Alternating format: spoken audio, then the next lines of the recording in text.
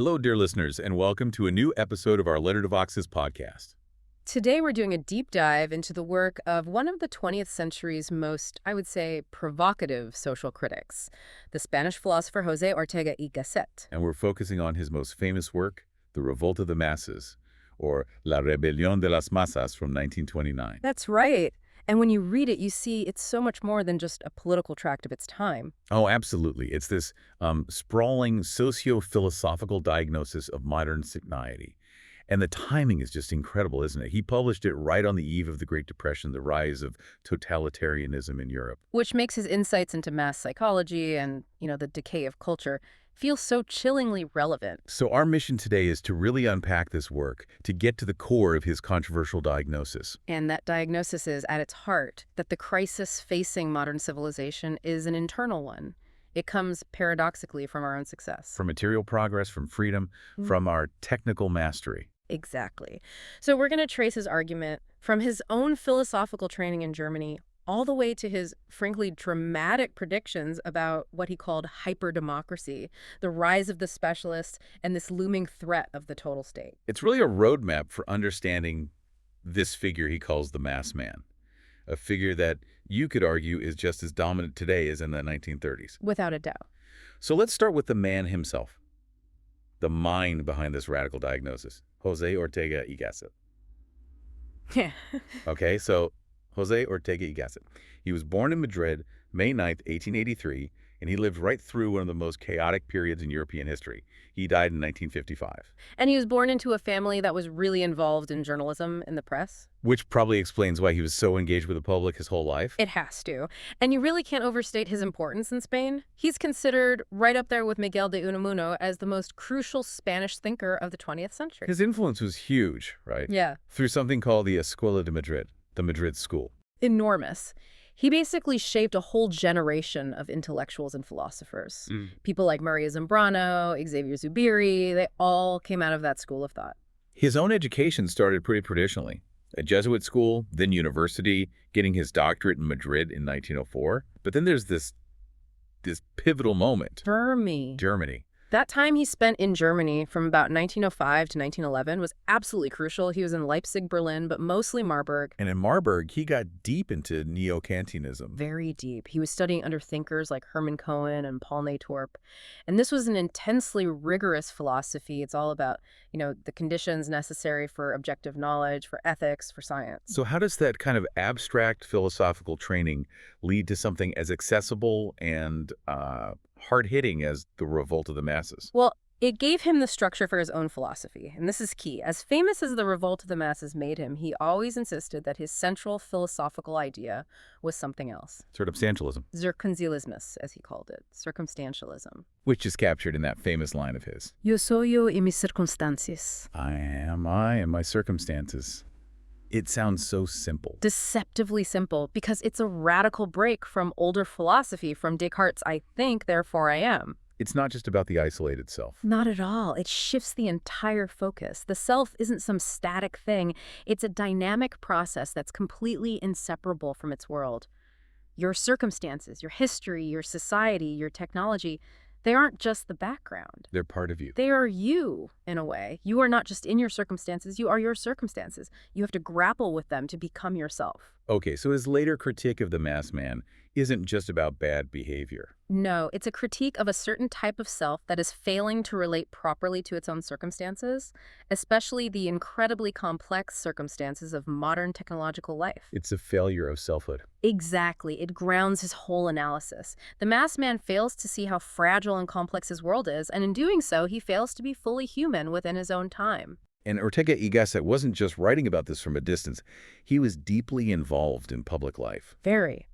He founded and edited these incredibly important journals like España and the Revista de Occidente, which was a huge vehicle for bringing modern European thought into Spain. He was politically active, too. He helped draft the Spanish Constitution of 1931, serve as a deputy. He was part of a group called Al Servicio de la República. He really believed that a philosopher had to engage with the problems of his time. And then the ultimate crisis hits, the Spanish Civil War in 1936. And his position was clear. He publicly condemned the military coup.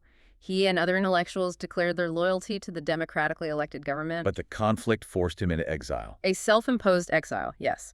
He spent years away in France, Argentina, Portugal.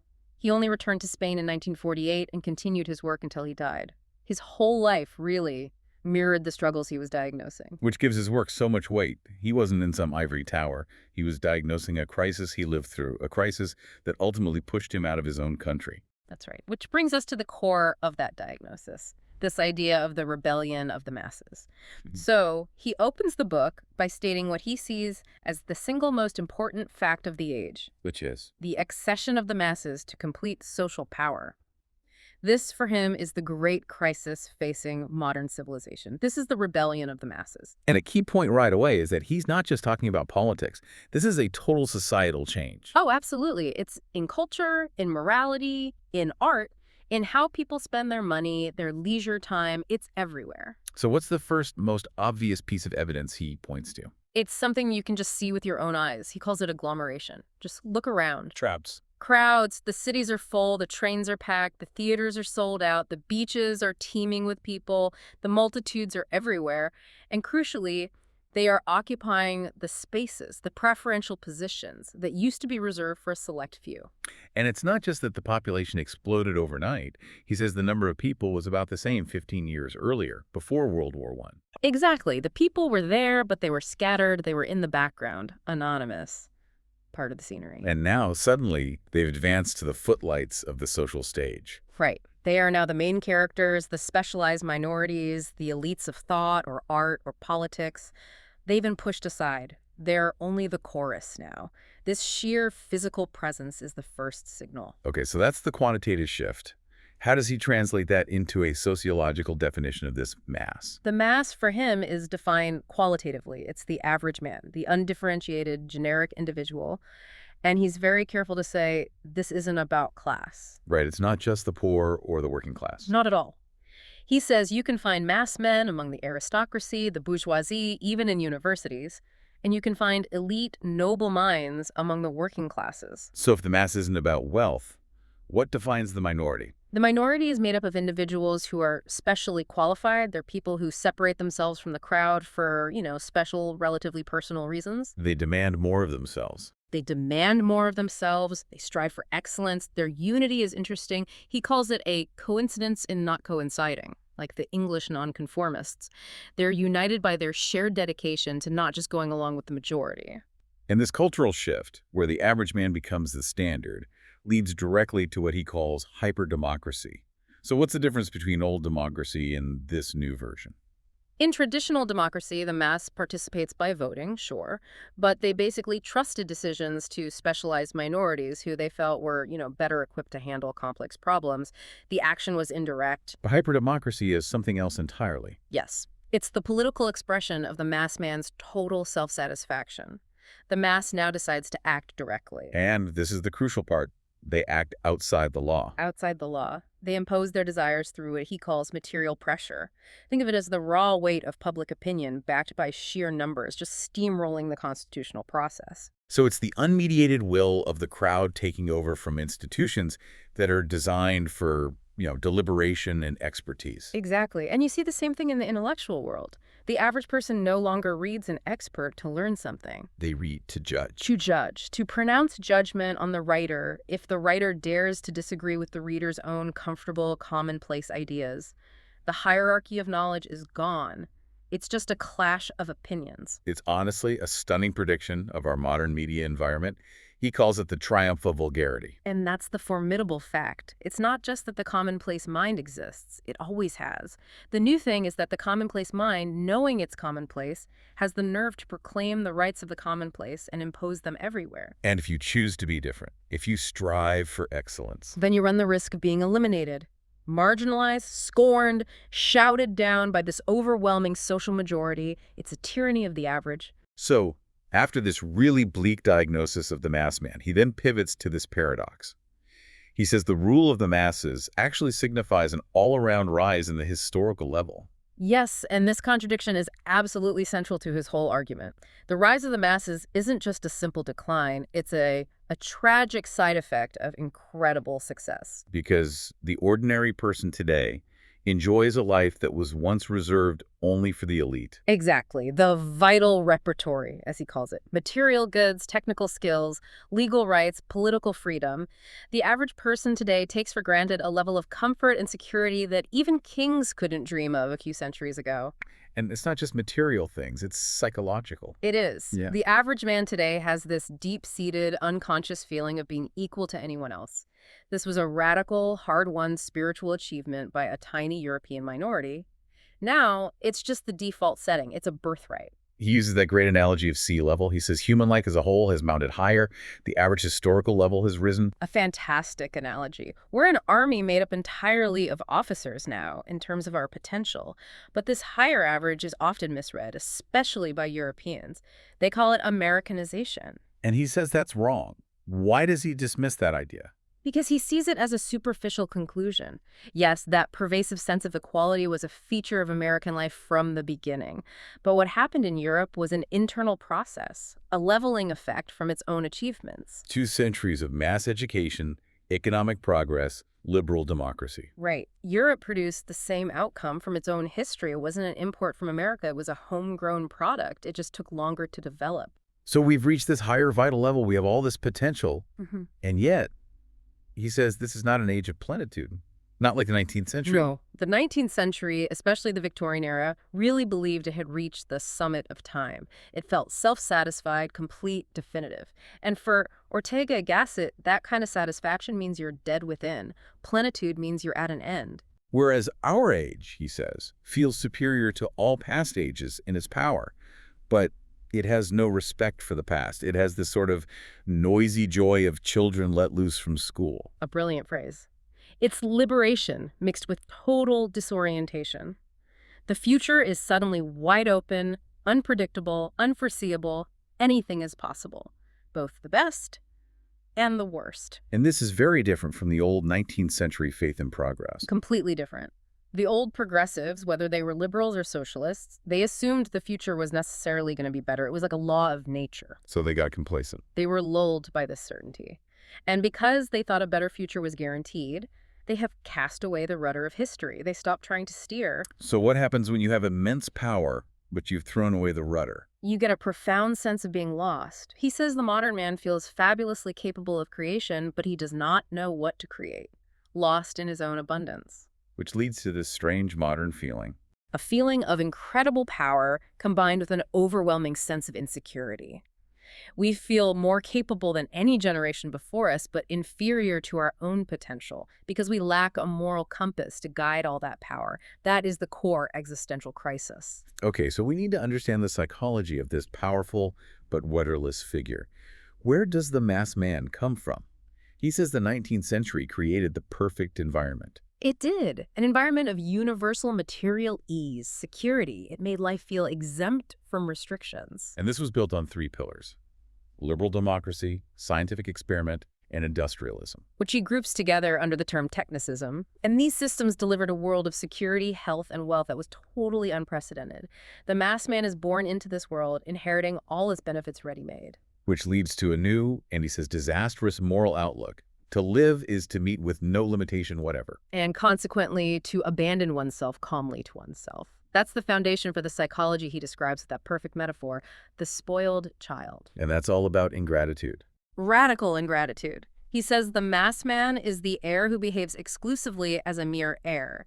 He finds everything ready for him, the cars, the medicine, the laws, the security, and has no idea of the fragile, immense effort it took to create and sustain it all. He thinks this incredibly complex artificial world is just natural, like the air he breathes. And that's the core of the problem. Because he feels no limits, he's never forced to confront anything outside of himself. He never feels any obligation. So he becomes satisfied with himself exactly as he is. Self-satisfied, entitled, and he sees the world as this bottomless well of resources. Yeah. Ortega y Gasset contrasts this with the noble life. A stark contrast. The noble life is a life of effort, of discipline, what the Greeks called ascesis. It's a life dedicated to excelling oneself, to freely accepting standards that are higher than your own immediate impulses. It's about servitude to something bigger than yourself, An essential servitude, yes, to a purpose, an ideal, a standard. It's a life of constant striving. which is the exact opposite of the mass man, who is defined by inertia.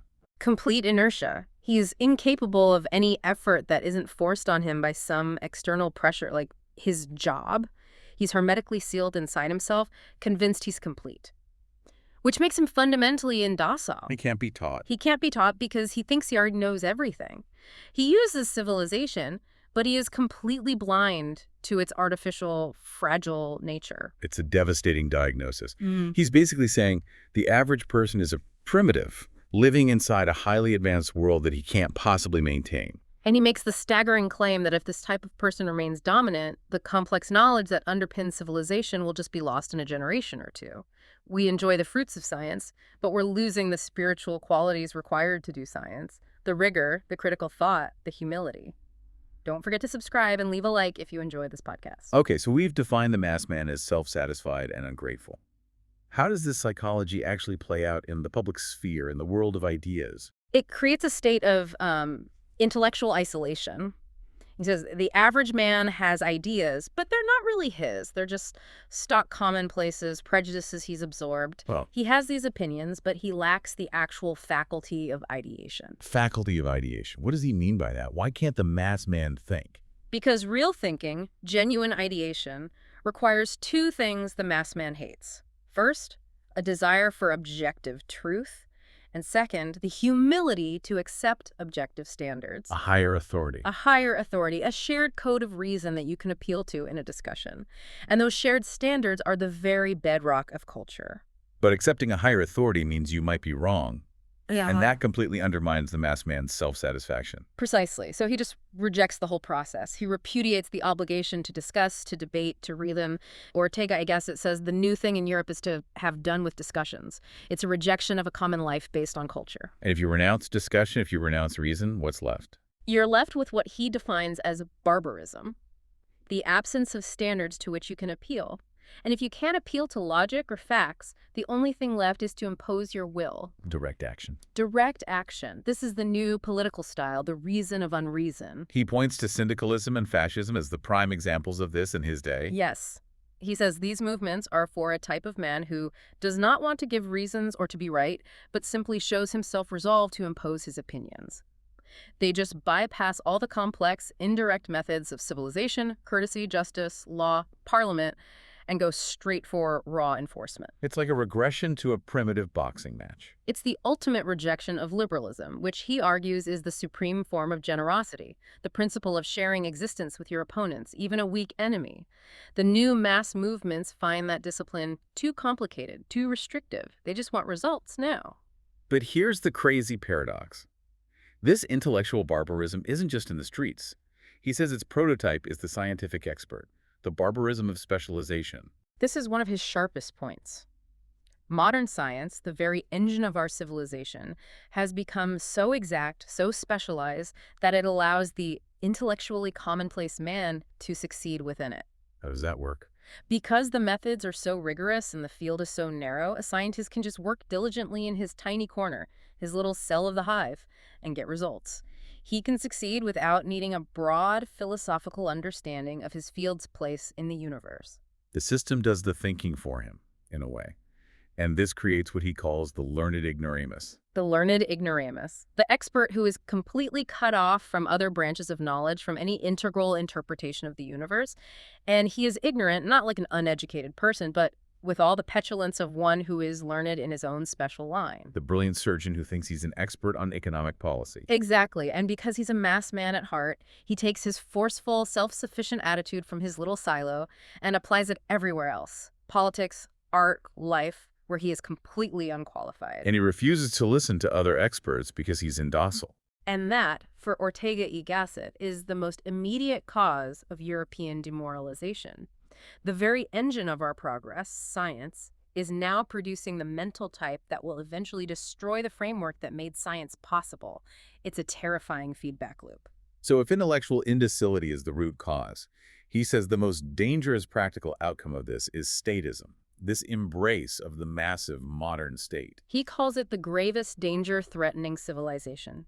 He describes the modern state as this formidable machine of marvelous efficiency. It's a product of civilization, but the mass man sees it as anonymous and eternal, just like himself. And he wants the state to solve every problem immediately, just by touching a button. And Ortega y Gasset argues this is simply the higher form taken by violence and direct action. It's the anonymous masses using the anonymous government machine to impose their will. With a fatal result. A fatal result, because state intervention, he says, is like an acid that dissolves spontaneous social effort. When the state solves every problem, individuals and groups stop taking initiative. Society stops creating solutions organically. And society ends up living for the state machine.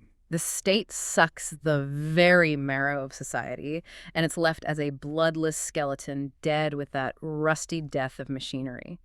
The scaffolding becomes the owner of the house, and the house itself rots from the inside. And he doesn't see this as just a theory. He points to history, to the Roman Empire. The late Roman Empire is his perfect case study. The imperial state was an incredible machine of organization, but its supremacy just crushed the social body. Life became bureaucratized, wealth shrank, individual initiative vanished, and births fell because people lost the will to bring children into a world with no creative challenge. The people just became passive consumers of state services. That's right. And the state, to maintain itself, had to keep growing, keep taxing, keep militarizing. But its own population was too weak to staff the machine, so it had to recruit foreigners, Dalmatians, Germans, to run its armies and its civil service. So the tool designed to protect the people ended up being run by outsiders. And the people became slaves to the very machine created for their freedom. That is the tragic cycle he warns modern Europe is about to repeat. He even points to Mussolini's fascist slogan, "All for the state, nothing outside the state, nothing against the state," as a perfect contemporary symptom of this. Yes, and he notes that Mussolini was just ruthlessly using the efficient state machine that liberal democracy had built. The mass man doesn't create new things. He just takes over existing tools of power and applies brute force. And one concrete sign of this statism he saw everywhere. The enormous increase in the police force. Which seems necessary in a crowded modern city. Necessary, yes, but it hides a danger. The police, created to preserve the order that society wants, will inevitably end by defining and deciding on the order they're going to impose. The protector becomes the master. That's the subtle but profound shift. It's when safety becomes surveillance and regulation becomes rule. The mass man, in his desire for ease and instant solutions, eagerly embraces the very state that will swallow him whole. This whole diagnosis of the mass man and the state has to be seen in a global context. The question of who rules the world. And for Ortega y Gasset, the answer is spiritual. Rule is never just about force. It's about the predominance of an opinion. It's about public opinion. For 300 years, he says, Europe has been the world's ruler. It created the unitary fashion of life we call the modern age. It spread science, law, technology across the globe. But now, that command is failing. Europe isn't sure if it rules anymore, and the world isn't sure if it's being ruled. And this vacuum of power, he says, has left the world demoralized. Life feels empty with nothing to do. Because to live, he believes, is to have a mission to fulfill. Without that shared mission, that command coming from Europe, people are lost, and they invent frivolities. The most obvious frivolity he sees in the 1920s is this explosion of intense petty nationalism. He sees it as this deplorable, almost comical spectacle of small nations kicking up their heels. Why is he so harsh on nationalism? Because for him, it's a symptom of decay. It shows that the old European standards are bankrupt, and these nations are incapable of creating new, grand, unifying ones. Nationalism is a mania, a pretext to escape the hard work of inventing something new. It's a way to feel important when you've lost your purpose. So the real European crisis isn't a lack of ability, but provincialism. Our potential is being suffocated by outdated political borders. That is the core constraint. European enterprise, economic, intellectual, technological is just too big for the small national states. To be only English or only German or only French is to be provincial in the modern world. He uses that great example of the car. It's perfect. Yeah. The American car was better not because of better engineers, but because Ford could sell to a single market of 120 million people. A pan-European car for a market of 500 or 600 million would be better and cheaper than anything America could produce. The nations are just tiny cages imprisoning Europe's potential. So the feeling of decline isn't from incapacity. It's from a failure to adapt our political structure to our actual power, which leads to his big solution. Unification. Europe must unify. And to do that, it has to redefine what a nation is. He says a nation is not based on blood, language, or territory. Those things just consolidate a state after it's been created. So what is a nation? It's a shared project for the future. A nation is not what we were yesterday, but what we are going to be tomorrow. It's a collective, attractive program. And the history of Europe has been a slow process of unification, from small regions into larger nations. So the next logical and necessary step is the continental state, the United States of Europe. It's the only container big enough for the scale of modern life. Clinging to the old national cages is just an attachment to a dead past. And the stakes couldn't be higher if Europe fails to take on this great project. It will be degraded. Its creative muscles will go soft. The only thing that can keep the high tension of the Western mind, he believes, is the challenge and responsibility of command. Which brings him back, finally, to the deepest problem, the moral vacuum. The root of the crisis is that Europe has been left without a moral code. The mass man actively wants to live without one. He claims unlimited rights while ignoring all obligations. This amorality is actually immoralism. Yes. It's a negative morality. It keeps the empty shape of morality but denies the substance. The core attitude is always all the rights and none of the obligations. The crisis isn't a clash between two moralities. It's a denial of morality itself, which for him must always include submission to a standard higher than oneself. Only a great, shared, continental project can provide the spiritual tension to save Europe from itself. So looking back on this really comprehensive deep dive, I think we can boil down Ortega y Gasset's diagnosis into 4 central takeaways. Okay, let's hear them. First, there's the paradox of progress. The rebellion of the masses comes from success. We have a historically high material and vital level, but this leads directly to the spiritual simplicity and entitlement of the spoiled child. Second, The indocile intellect. The mass man is intellectually closed off. He rejects objective standards and discussion in favor of direct action, imposing his commonplace views by force. That's his definition of intellectual barbarism. and the third point is the big political danger. The danger of statism. The greatest threat is when the mass man demands the state solve every problem, which leads to the governmental machine-crushing society's own vitality, just like what happened to the Roman Empire. And finally, the way out. The mandate for command. Europe's only destiny, its only way to save itself, is to overcome its national boundaries and embrace a new, grand, unifying project for the future, a continental state. It's a diagnosis that, even though it was written almost a century ago, really does hold a mirror up to our world today. It forces you to confront this uncomfortable idea that civilization isn't natural. It's an artificial, almost incredible character that we have to consciously work to maintain. Which leaves us, and you, with a final provocative thought.